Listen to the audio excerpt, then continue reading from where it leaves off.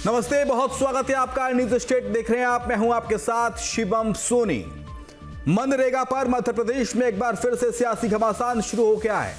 मध्य प्रदेश के सीहोर में इछावर से दिग्विजय सिंह ने पदयात्रा शुरू कर बीजेपी के मजबूत गढ़ को सीधी चुनौती दी है। गांधी के नाम से मनरेगा हटाने का विरोध, गांव गरीब पर फोकस और कार्यकर्ताओं से आत्मीय संवाद ने कांग्रेस संगठन में नई ऊर्जा और राजनीतिक हलचल पैदा कर दी है। पदयात्रा के दौरान दिग्विजय सिंह ने मनरेगा श्रमिकों से संवाद किया और केंद्र सरकार के नए कानून को लेकर कृषि मंत्री शिवराज सिंह चौहान पर निशाना भी साधा। कांग्रेस का कहना है कि सिर्फ नाम बदलने से काम नहीं होता है। बीजेपी ने कहा है कि कांग्रेस को पेट में दर्द इसलिए है क्योंकि भ्रष्टाचार के सारे रास्ते बंद हो रहे हैं। ऐसे में तमाम सारे सवाल होंगे। हमारे साथ मेहमानों का खास पैनल होगा, लेकिन एक रिपोर्ट आपको दिखाते हैं, देखिए।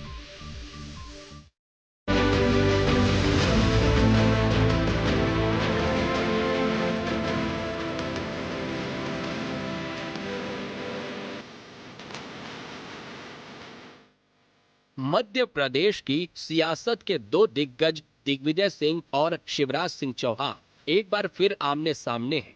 केंद्र सरकार के मनरेगा का नाम बदलने के फैसले ने सूबे की राजनीति में उबाल ला दिया है।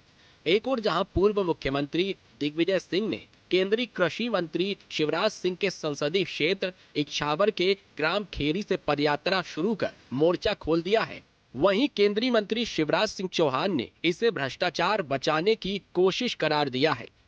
आज मेरा जो यहाँ कार्यक्रम हुआ है खेरी गांव में, वो हमारा जो राष्ट्रीय अभियान है नरेगा का जो स्वरूप बदल दिया गया है, जो गलत तरीके से कानूनन एक ऐसी रूपरेखा तैयार की गई है जो कि मजदूर विरोधी है और जो अधिकार पुराने कानून में था उसको छीन लिया गया है।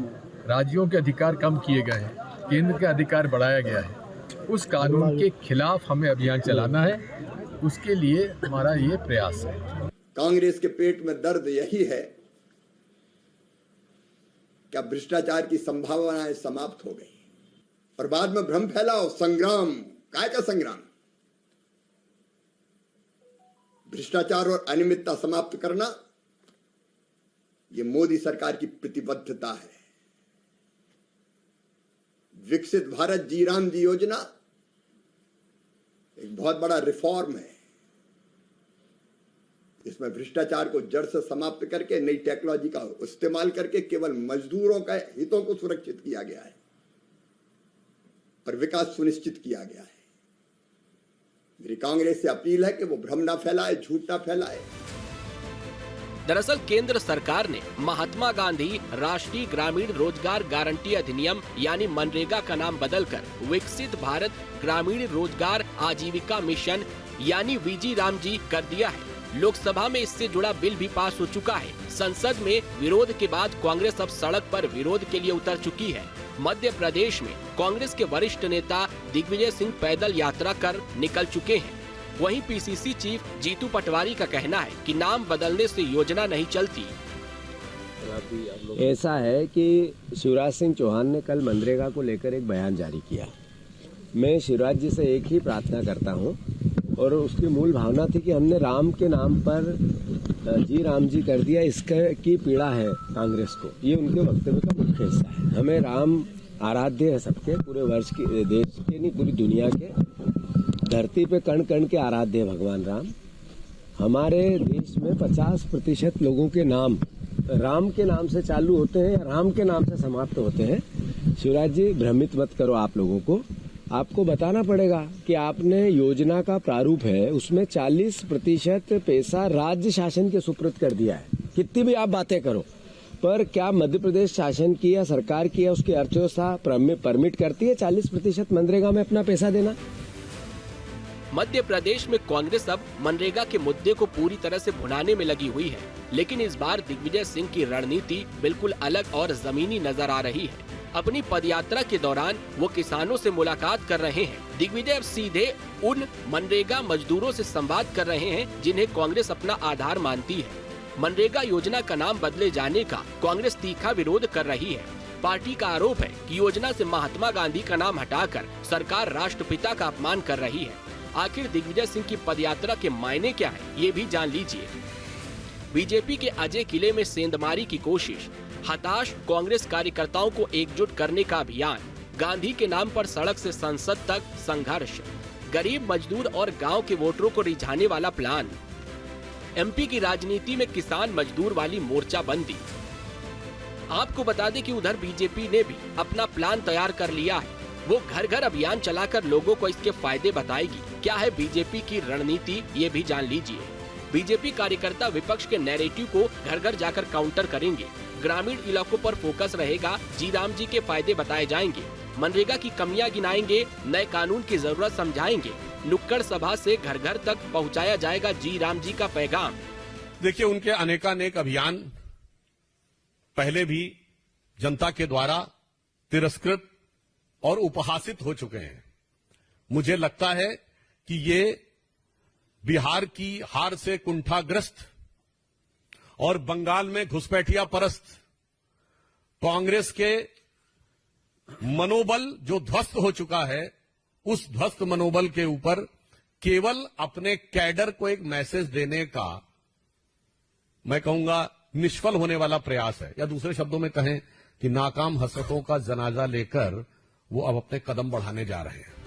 खेत खलियानों और गांव की गलियों में इन दिनों जी राम जी बिल की चर्चा है। चाय की चुस्कियों के साथ जिस बिल पर लोग बातें कर रहे हैं, देखना होगा कि सियासी पार्टियां कैसे अपना संदेश लोगों के जहन में उतारती हैं। मनरेगा पर कांग्रेस का नैरेटिव चलता है या फिर जी राम जी पर बीजेपी की जयकार होती है, अब ये तो गांव घर में ही तय होगा। Team news state. तो मनरेगा पर मध्य प्रदेश में सियासी कोहराम मचा है। जी राम जी बिल को लेकर विरोध लगातार हो रहा है। ऐसे में बहुत सारे सवाल हैं। सवाल है कि मनरेगा का नाम बदलने पर कांग्रेस क्यों मचा रही है कोहराम? ये महत्वपूर्ण सवाल है। जब मनरेगा का नाम बदल दिया तो कांग्रेस को दिक्कत क्या है? दूसरा सवाल है, जी राम जी योजना के नाम पर क्यों हो रहा है सियासी संग्राम? कांग्रेस की पदयात्रा से सियासी क्यों उठ रहे हैं सवाल? नाम वाली सियासत से किसका होगा भला?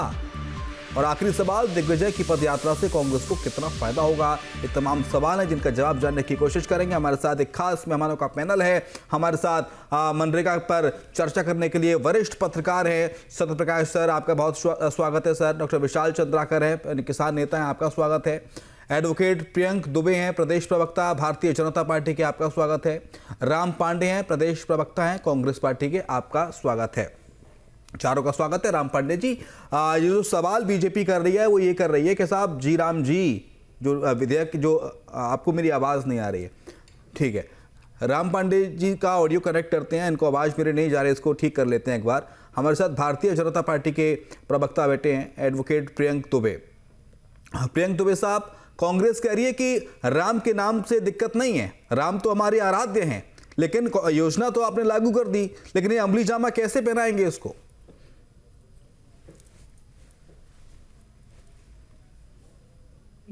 और जितने भी मेरी पैनल में बैठी हुए हैं, जिसमें तो श्री राम जी के नाम स्वरूप लेकर के तो पांडे जी बैठे ही हैं, वो बताएंगे कि राम जी से तकलीफ इन्हें इतनी क्यों है। और ये कहना निरर्थक है कि जब कार्तिकेय दीपकम जलाया जाता है तमिलनाडु में, तो जब जज के ऊपर महाभियोग आ जाता है और फिर ये कहना कि हमें राम के नाम से आपत्ति नहीं है, तो ये दोनों ही दोहराभास पैदा करते हैं और स्पष्ट करते हैं कि समस्या कहाँ है, कितनी है और कितनी प्रबलता से विरोध करना चाहते हैं सनातन का। ये सबने देखा भी है, समझा भी है। और सबसे बड़ी बात, दिग्विजय सिंह जी जो खुद भगवा आतंकवाद की थ्योरी दे चुके हैं और जो झूठी साबित हुई है, तो समझ सकते हैं। और जो लोग आज सीहोर में पदयात्रा शुरू करते हैं और भोजपुर में अलग अपने आपसी वैमनस्यता दिखाते हुए दोनों दिग्गज नेता आपस में कटाक्ष करते हैं, और ये पहली बार नहीं हुआ है दिग्विजय सिंह जी के साथ में। कभी निधि चतुर्वेदी जी मोर्चा खोल देती हैं, तो कभी खुद जीतू पटवारी जी भोजपुर से किसानों के हित के लिए अलग दिन नहीं चुनते हुए सेम डे सेम समय पर अलग अलग अपना वर्चस्व दिखा रहे हैं। तो ये कांग्रेस पार्टी खुद विचार करे कि वो किसके हित के लिए साथ में खड़ी। और रही बात राम जी की, तो निर्मल मन जन सो मोहि भावा मोहे कपट छल छिद्र न भावा, ये तो वो कांग्रेस कह रही है कि आपको इसमें नाम बदलने की क्या जरूरत थी, आपको कोई संशोधन करना था, अमेंडमेंट करना था, तो उसी को और बेहतर कर देते। कांग्रेस तो खुद नरेगा उसको से मनरेगा ही रहने पर देते। आई। खुद तो नरेगा से मनरेगा पर आए, तो जो कहते हैं ना कि जाकी रही भावना जैसी प्रभु मूरत देखी तिन तेसी। तो जिन्होंने स्वार्थ बस नरेगा को मनरेगा किया, मनरेगा से जब बीबी जी राम जी हुआ तो उन्हें वही नजर आ रहा है। तो स्वार्थ जहां जिसको जिस जगह जैसी उनकी नजरिया है वैसे ही उनके नजारे हैं। और नहीं, बीजेपी कह रही है कि आप महात्मा गांधी के विरोधी हैं, आपने महात्मा गांधी का नाम हटा दिया। कांग्रेस कह रही है, माफ कीजिएगा। हाँ, महात्मा गांधी जी के तो घोर विरोधी ये स्वयं कांग्रेस ही हैं, जिन्होंने राम राज्य की कल्पना करी, जिन्होंने हमेशा राम राज्य की स्थापना करने की बात करी, जिनके लिए इन्होंने ये कहा कि वो सदैव राम का सुमिरन तो महात्मा गांधी से इतना प्यार बीजेपी को, तो फिर नाम बदलने की जरूरत क्या थी? खड़े किए प्रियंका जी, अगर महात्मा गांधी से इतना प्यार है भारतीय जनता पार्टी को, फिर नाम बदलने की आवश्यकता क्या थी? अगर आपको बेहतर करना है, 100 दिन की बजाय 125 दिन रोजगार देना है, आपको 15 दिन की बजाय 7 दिन में पेमेंट करना है, तो नाम बदलने से क्या हो जाएगा? ये हम कह रहे हैं कि हमने तो अपडेट किया, अपडेट करने पे इन्हें इतनी आपत्ति क्यों हो रही है? बस ये नाम के ऊपर फोकस कर रहे हैं। हम तो कहते हैं विचार पे फोकस करिए, महात्मा गांधी जी के विचारों को। राम पांडे जी, क्या आवाज मेरी मिल रही है आपको? जी सर, मिल रही है। राम जी, बीजेपी कह रही है कि राम डज नॉट एग्जिट कहने वाली कांग्रेस पार्टी को राम जी के नाम से दिक्कत है, इसलिए योजना का विरोध किया जा रहा है, और कोई परेशानी नहीं है आपको। नरेंद्र मोदी जी ने कहा था हिंदू धर्म तो कोई है ही नहीं, हिंदू धर्म तो एक ताश का पत्ता है जो भारतीय जनता पार्टी के चुनाव जीतने के काम आता है। आडवाणी ने ये कहा था कि राम मंदिर का आंदोलन हम इसलिए कर रहे हैं जिससे जो देश में जो एकता बनी हुई है वो टूट जाए और हमें वोटों का फायदा हो जाए। जी, राम जी पर इतना विरोध क्यों, राम पांडे जी?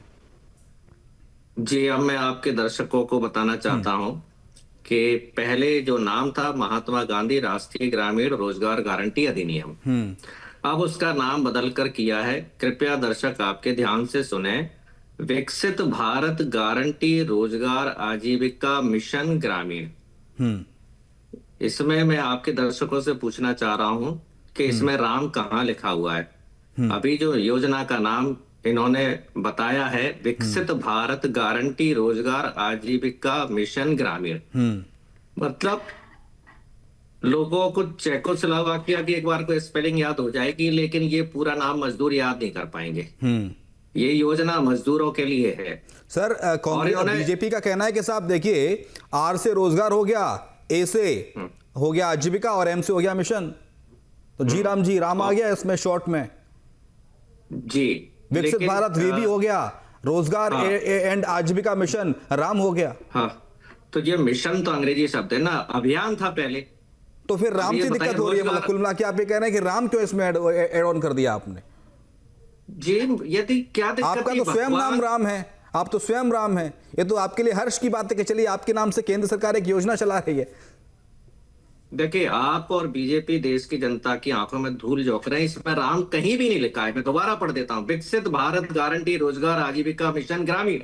आपको बता रहा हूँ, इसमें राम लिखा हुआ है। बी से वी हो गया, भारत से बी हो गया, रोजगार से आर हो गया, आजीविका से हो गया, मिशन से एम हो गया। मैंने आपको बताया, एक्सप्लेन किया, दर्शक भी समझ रहे हैं। अब आग पढ़िए, रोजगार। प्रियंका जी जवाब दीजिए। हाँ, प्रियंका जी जवाब दीजिए। अब मेरी बात तो कंप्लीट करनी दीजिए। हाँ, यदि को शर्म आ रही थी क्या, यदि ये इस तरह से शुरुआत कर देते, भगवान श्री राम विकसित भारत गारंटी रोजगार आजीविका मिशन ग्रामीण, इनको भगवान का नाम शुद्ध रूप से लेने में क्या आपत्ति थी, जो कि ढूंढना पड़ रहा है। तब भी आप विरोध करते बोला महात्मा गांधी का नाम हटा दिया, जगह राम बोला जा रहा है। तब भी आप विरोध करते कि महात्मा गांधी का नाम हटा दिया। श्री राम का नाम क्यों नहीं रखा? भगवान श्री राम का नाम क्यों नहीं रखा? सीधा रखते ना, भगवान श्री राम विकसित भारत गारंटी रोजगार आजीविका मिशन ग्रामीण, खेल खत्म हो जाता। और एक बात सुनिए, महापुरुषों से भगवान की तुलना नहीं की जाती है। भगवान ब्रह्मांड के होते हैं, महापुरुष पृथ्वी के होते हैं, देश के होते हैं, दुनिया के होते हैं। महापुरुष का अपना सम्मान होता है, भगवान का अपना सम्मान होता है, महात्मा गांधी जी का अपना सम्मान है, श्री राम जी का अपना सम्मान है। क्या हम भगवान महापुरुषों के नाम, भगत सिंह का नाम हटाकर क्या श्री राम जी का नाम रखकर योजना चलाएंगे?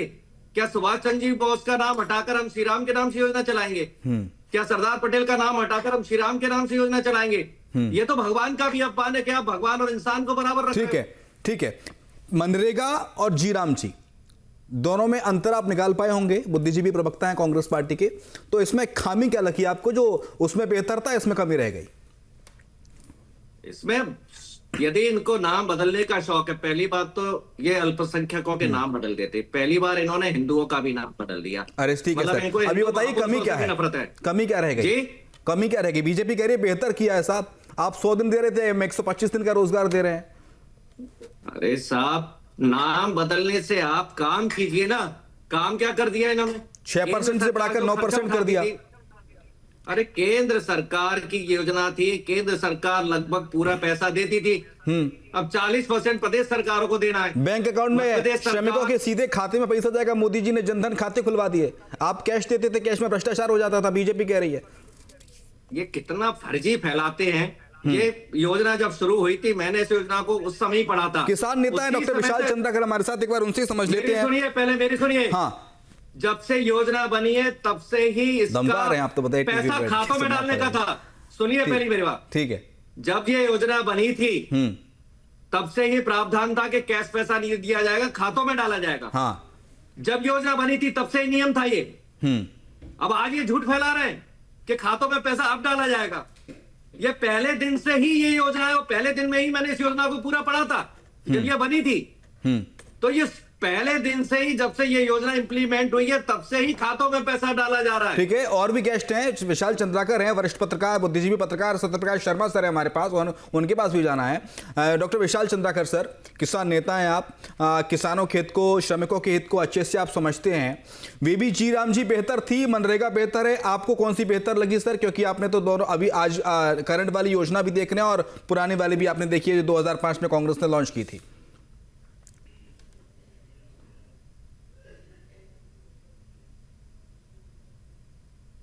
विशाल जी, मेरी आवाज आपको मिल रही है? ठीक है। डॉक्टर सत्यप्रकाश शर्मा सर, उनके तक आवाज मेरी नहीं जा रही लग रहा है। सत्यप्रकाश शर्मा सर, कांग्रेस ये फिजूल का प्रोटेस्ट है राम के नाम के विरोध को लेकर, या फिर कांग्रेस इस बीबी जी राम जी के विरोध के सारे अपने संगठन को मजबूत कर रही है मध्य प्रदेश में, खासतौर से शिवराज सिंह चौहान की गढ़ सीहोर इछावर जैसे क्षेत्र में?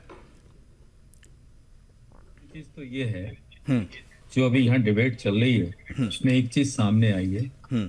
जिस प्रकार से मनरेगा में साफ साफ Mahatma Gandhi national rural employment guarantee act, यानी महात्मा गांधी का नाम डायरेक्ट था, उस प्रकार से बीबी जी राम जी में राम जी का नाम डायरेक्ट नहीं है।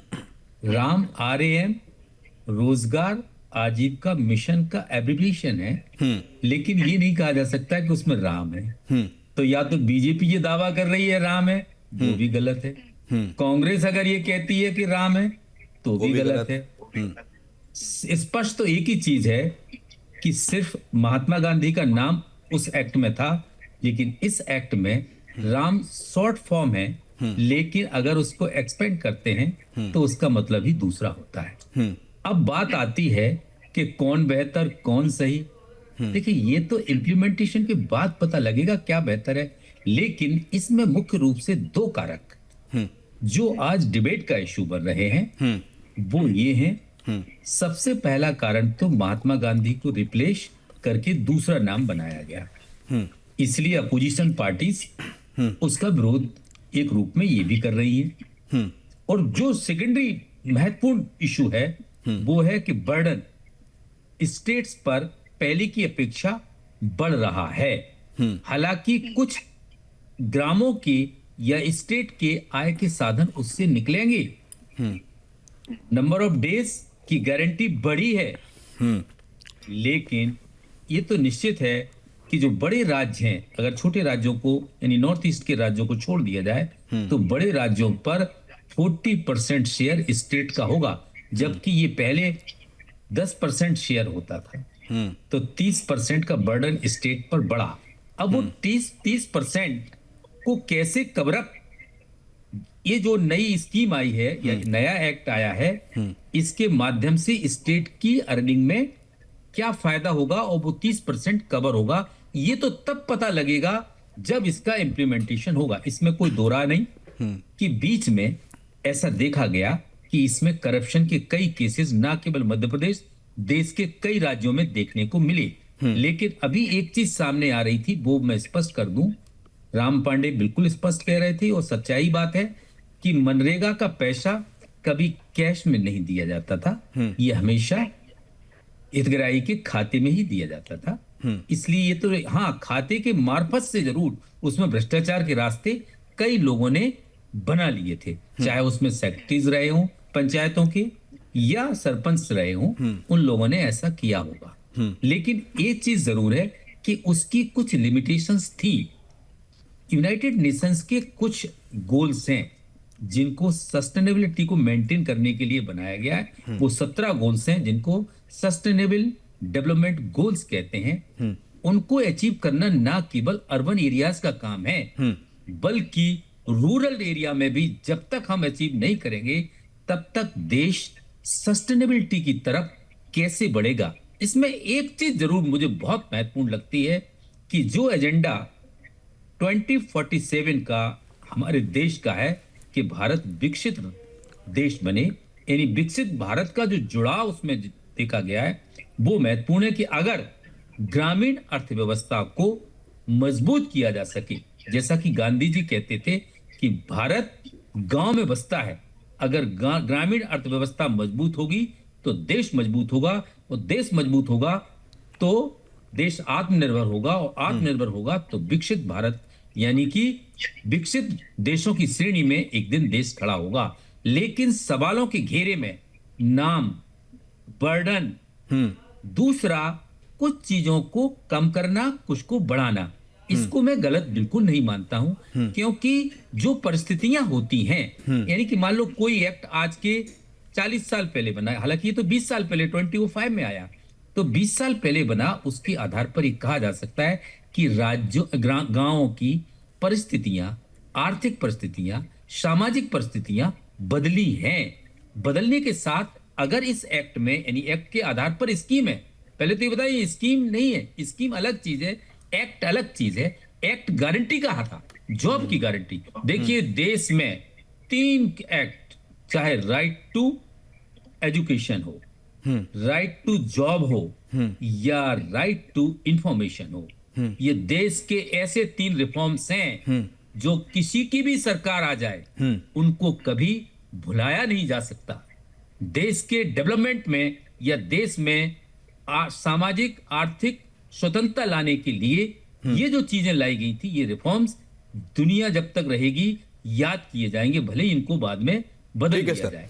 तो मेरा कहने का तात्पर्य, विशाल चंद्राकर हैं किसान नेता। सर मेरी आवाज आपको मिल रही है? जो योजना है, विशाल जी सुन पा रहे हैं? सरकार ने सिर्फ नाम बदला ऐसा नहीं है, इसमें सुधार किया है। हाँ, नाम से कोई काम होता नहीं है।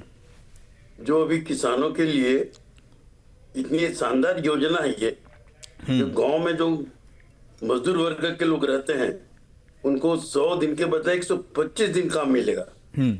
और उसके बाद इस जो योजना के तहत पहले क्या होता था, जो मजदूर है मिट्टी खुदाई भर ही करते थे। हाँ। आज ये मजदूर जो है, ये योजना के तहत क्या होगा, स्कूल की बिल्डिंग भी बनाएंगे, शौचालय बनाएंगे, गांव की जो अनेक योजनाएं हैं उसमें भी इन लोगों का योगदान रहेगा। और सबसे बड़ी बात यह है, हम भारतीय किसान संघ के जो कार्यकर्ता हैं, हम लोग तो ये भी सोच रहे हैं कि किसानों की जो कृषि कार्य में भी इन लोग की भी सहभागिता कैसे बने, इसके ऊपर भी हम लोग विचार कर रहे हैं। और ये केंद्र सरकार से भी मांग करेंगे कि जो किसानों को के लिए जो 125 दिन का जो कार्य दिए हैं उसमें किसानों में क्या सहभागिता कैसे बने, इसके बारे में विचार किए। इतनी अच्छी योजना है, और ये तो योजना का सिर्फ नाम तो है नहीं भगवान का नाम, भगवान तो खैर सभी के लिए है, पर वो राम जो शॉर्ट नेम है ये, ये नाम के पीछे दौड़ना नहीं चाहिए। राजनीति वाले लोग जो अपना अपना यानी कि आपकी बात का लबोलवाब ये है डॉक्टर विशाल जी की मनरेगा से बेहतर है बीबी जी राम जी। जी, श्रमिकों का और किसानों का जो हित है वो इसमें ध्यान में रखा गया है। जी हाँ, नहीं किसानों का बहुत हित होगा। हाँ। मजदूरों का भी हित है। मजदूर को जो 100 दिन के बदले तो 25 दिन काम करेंगे। प्रियंका दुबे, जब मैंने पूछा राम पांडे जी से कि साहब कमियां क्या है बीबी जी राम जी में, तो वो गिना नहीं सके। देखिए ऐसा है कि राम जी में कमियां निकालेंगे तो कैसे चलेगा। और नाम बदलने पे इतना बवाल काटने वाले, पहले ये तो बताइए कि यूपीए जो आपका था, यूनाइटेड प्रोग्रेसिव अलायंस, उनमें क्या प्रॉब्लम हो गई थी जो INDIA गठबंधन आपको बनाना पड़ा?